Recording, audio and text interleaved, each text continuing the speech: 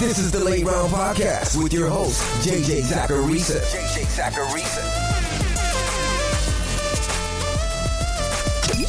What's up, everyone? It's JJ Zacharisa, and in this episode 998 of the Late Round Fantasy Football Podcast, sponsored by DraftKings. Thanks for tuning in. Football season's right around the corner, and there's no better way to lock in your fantasy dominance early than with Best Ball on DraftKings, where you draft once and ride your roster all season long. And right now, DraftKings is giving all customers a can't-miss offer. Draft one, get one. Enter a lineup in the $15 million Best Ball contest for just $20, and you'll score another Best Ball ticket to play free for a share of that $15 million, giving you a second shot to win big. It's easy. Just draft your team once, no weekly management required, and let your top scorers automatically start each week. Across the whole season, every breakout star, every clutch play, every touchdown will count towards your quest for a share of $15 million. As you know, I'm drafting over there, and I'm documenting things with becoming a Best Ball bro, so you can use the information from that show to help you out as well. So download the DraftKings Daily Fantasy app now to draft your $20 Best Ball lineup to play for a share of $15 million. And get a second ticket to play free for a share of that $15 million. That's two chances to win big without ever setting your lineup again. Draft one, get one, only on DraftKings. The crown is yours.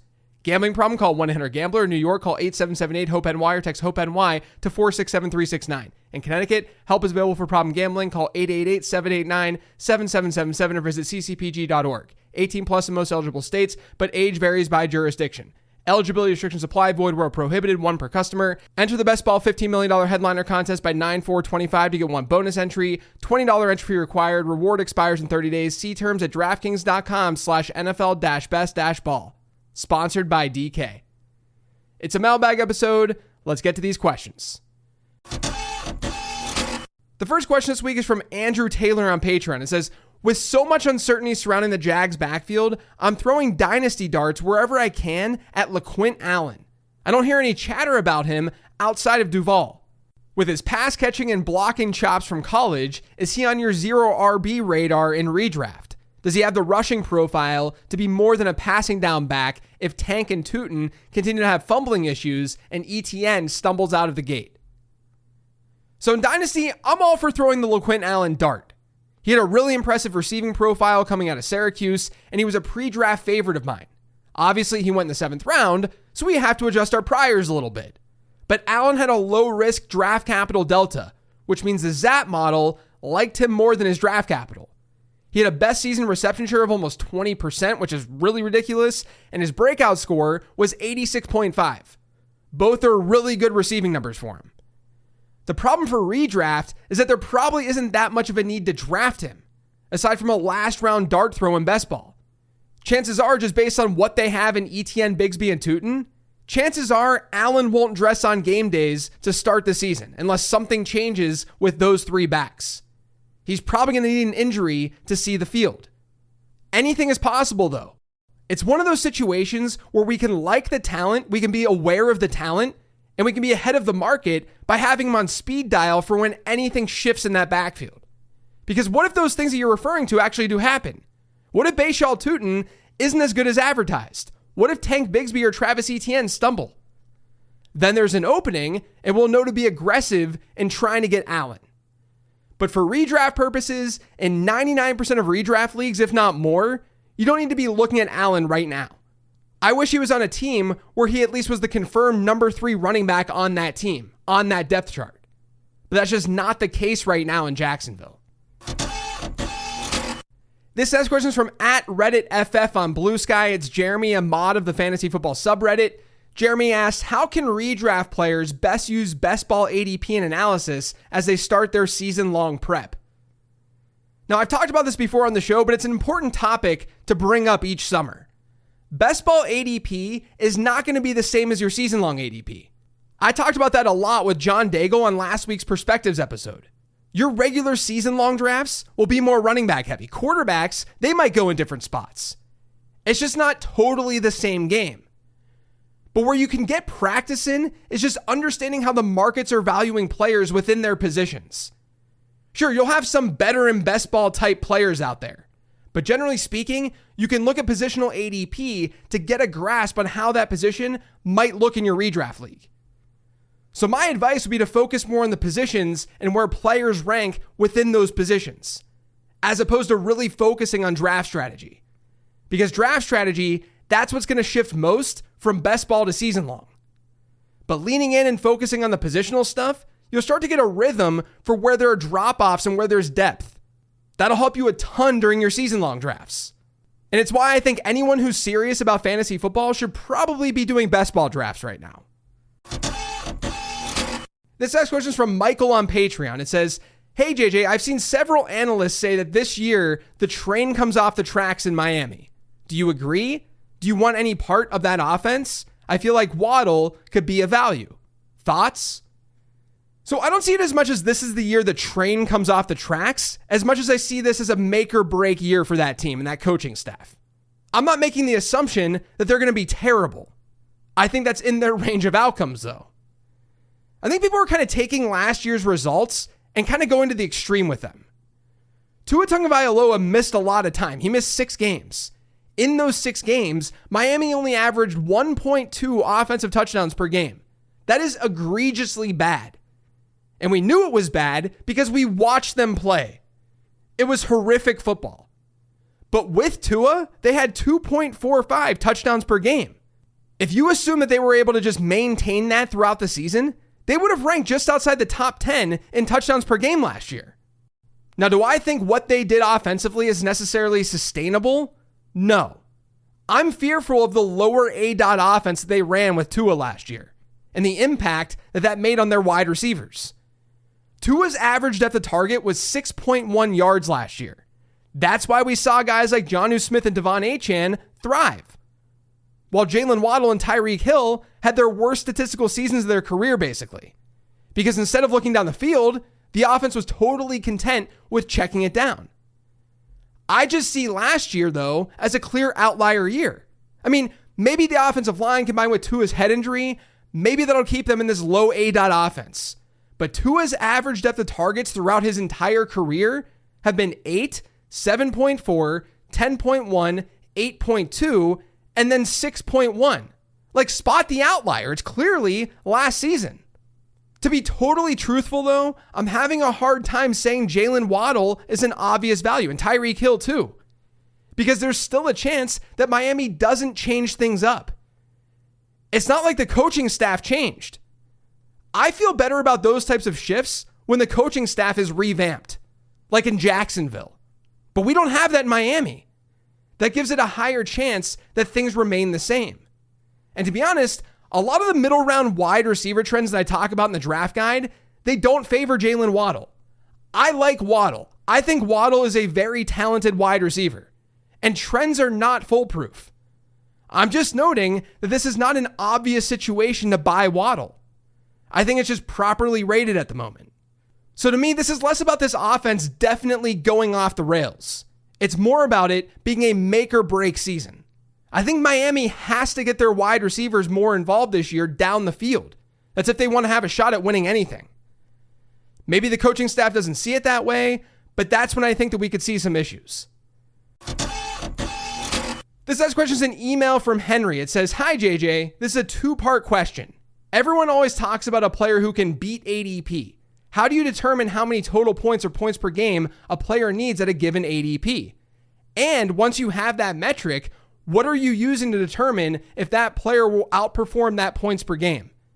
Seems to me like people call players values at ADP without really knowing what type of projection that draft position bakes in. Love the work you do, and I can't wait for the draft guide. Cheers, Henry." So this is something that's littered throughout the draft guide every single year, and it's no different this year. I look at things through the lens of average draft position expectation. And the reason I do that is because we often look at all these metrics and all these numbers and things that correlate to next season's success in fantasy football, but we don't factor in ADP when we do that. Like, for instance, let's say previous season points per game correlates to next season points per game at running back. If you were to layer on average draft position, that might already be accounted for. As in, the market is already baking in previous season points per game. And sometimes the market's doing that too much. So we can't just say, okay, this matters for next season production when there's a cost component to all of this. So what I do is I look at ADP expectation. I take average draft position data courtesy of fantasydata.com, and I see how players have performed at different ADPs through the years. I can then take a trend line and create a formula that shows me what a player is expected to score at a particular ADP in points per game. To make this data cleaner, I only look at players who played 8 or more games in their given season. And it's all based on PPR points per game. I'm not really concerned with players just hitting expectation though, especially in the middle and the late rounds. Like a running back who's going 70th overall, he's going to have a relatively low expected points per game rate, or not a super usable rate, I should say. I want him to outperform that by 2, by 4, by 6 PPR points per game. So that's the lens that I look through. Now to your second question of once you have that metric, expected fantasy points per game, what are you using to determine if that player will outperform that points per game mark? That's what the draft guide's all about. There are trends for every position at every area of your draft. What we look for in the middle rounds at running back isn't necessarily the same thing that we should be looking for in the early rounds. And that's based on how the market has behaved historically. There are tons of metrics and tons of situations that we should value and devalue based on where you're drafting. But that's how ADP expectation works. And for the record, I think a lot of people get this wrong. I see analysis saying this player didn't live up to his ADP because he was ranked as the RB6 and he finishes the RB8. When that's probably not the case. He probably did live up to ADP expectation. I wrote a newsletter about this earlier this week. Like an RB6 has historically been drafted 10th to 11th overall. His expected points per game average is 16.2 PPR points per game, somewhere in there. If he finishes the RB8 based on history, he probably would have scored close to 17 PPR points per game. So he actually did outplay expectation even if his finishing ranking was lower than his ADP. And that leads me to the next question. This next question is from Patreon. It's from Dino Miz. It says, "Hey JJ, huge fan of your work. Thanks. I want to challenge Ashton Jeanty's current ADP and see what you think here. While I do think it's possible for him to get there, I see this more like Marvin Harrison Jr. from last year, where his draft ADP was his ceiling, which he unfortunately did not hit. It also doesn't give me a ton of confidence that the Raiders' offensive line is poorly rated, and Jeanty had over 300 carries his last college season. I personally think he should be ranked a little lower in both redraft and dynasty startups for those reasons. What are your thoughts on this?" So in dynasty, I'm just going to disagree. He's a generational talent according to my prospect model. I don't want to dismiss that. I completely understand why he's ranked where he's ranked in dynasty. But I do think there's a real conversation to be had in redraft. First off, I wouldn't be overly concerned about his collegiate work. I haven't found a study that shows that previous season workload in college has any meaning or matters with current season workload or injury for rookie running backs. But second, let's just look at history here. I know Marvin Harrison Jr. burned many of you last year, but he was also just an outlier. He had by far the earliest ADP of any rookie wide receiver since at least 2014. And I'd imagine well beyond that too. According to Fantasy Data's ADP, Harrison Jr. went 15th overall last year. The next closest rookie wideout since 2014 was 40th overall. I know, not in your league. I'm just going by what ADP says. But Harrison Jr. was definitely an outlier from that perspective. Ashton Jeanty, he's not. At least not nearly as much. We've had 7 rookie running backs get drafted in the first 2 rounds of fantasy drafts since 2014. 4 of those running backs, Bijan Robinson, Clyde Edwards-Helaire, Saquon Barkley, and Ezekiel Elliott, ranked in the top 6 of their position. Elliott and Barkley crushed their ADP expectation. Robinson and CEH played below expectation. So we've been 50-50 with the super highly ranked rookie running backs. The next step down to round out those 7, you get Najee Harris as a rookie, Kareem Hunt as a rookie, and Christian McCaffrey as a rookie. Najee Harris and Kareem Hunt were both great against expectation. Meanwhile, CMC played 0.6 points per game below expected. So if we're being completely objective here, early round rookie running backs have actually been decent through the years. I don't want to say they've been amazing, but they've been better than average. So when you say that Jeanty's being drafted at a ceiling, I mean, sure, maybe that's the case. maybe this is his ceiling. But you can make that argument for almost any running back in that range because the expectation is really, really high. But I also don't really buy into this logic. I'm definitely not saying that Ashton Jeanty is a target. There's offensive environment trends that scare me with Jeanty. But why are we assuming this is his ceiling? His expectation at that ADP, as I alluded to with the previous question, is like 16 to 16.5 PPR points per game. He can get above that. That's definitely in his range of outcomes. Now, I'm not someone who's going to be actively targeting Jeanty, especially because I like Christian McCaffrey more. And that's not how consensus has it in season long at the moment. But I don't think his ADP is that egregious. It seems like a reasonable spot to have Ashton Jeanty, a generational talent, at least within the running back rankings. The last question this week is from Patreon. It's from Zach Shepard. It says, "Hey JJ, love the show. Thanks. In your most recent Perspectives episode, you talk more about the running back dead zone. Something I thought of as you were talking about it, do you think it's a statistical anomaly that the dead zone happens roughly the same area of running backs, RB12 to 18 to RB30, year after year? Is it because of coaching tendencies usually keeping the amount of bell cows roughly the same historically when accounting for around the same number of running back injuries per season? Relatively new to fantasy football, less than 10 years, and curious if this was the case back further when offensive tendencies skewed more strongly to run heavy." So first off, it's been a while since things were like really run heavy. Our data isn't that good. Like, we don't have data that goes back to 2005, at least to my knowledge, to see how the running back dead zone was formulated and if it was or not. I always relate back to 2011 with my data because that was a point in time where this newer, pass-heavier NFL came to be. Like, last year's pass rate across the league was actually below 55% for the first time since 2011. So things haven't been getting pass-heavier since at least that point in time, since at least 2011. But to your question, I've talked about the dead zone for years now. And anytime there's some trend, I attempt to explain why. Because sometimes we just do see some statistical anomalies. Let's first define the running back dead zone. To me, the dead zone has always been about the fact that low-end RB2s in fantasy football have historically not been that much different in hit rate than like high-end RB4s and low-end RB3s. And drafting those low-end RB2s has been a bad call because of the opportunity cost involved. You're missing out on some really good tight ends, quarterbacks, and most importantly, wide receivers. But why? Why have those low-end RB2s been bad? Well, my logic is that, to your point, we only have so many obvious and true bell cows entering a certain season. And when those players dry up, fantasy managers panic, and they draft running backs who are inferior talent-wise but project to get big workloads. The perfect example of this is Zamir White last season. The truth is, though, plenty of running backs have still emerged from the dead zone through the years. And I noticed myself, and I talked about this on Perspectives, but I noticed myself finding trends and things to look for in a dead zone back to find that player who emerges, to the point where it just made the concept more confusing because consumers would just take the dead zone idea and they'd say, nope, I can't draft a running back in this area of the draft, no matter what. And that's why I don't really want to talk about the dead zone anymore, at least the way that I used to talk about it, because everyone has all these different definitions. It just makes people more confused. Now, I talk about this more in depth in the draft guide.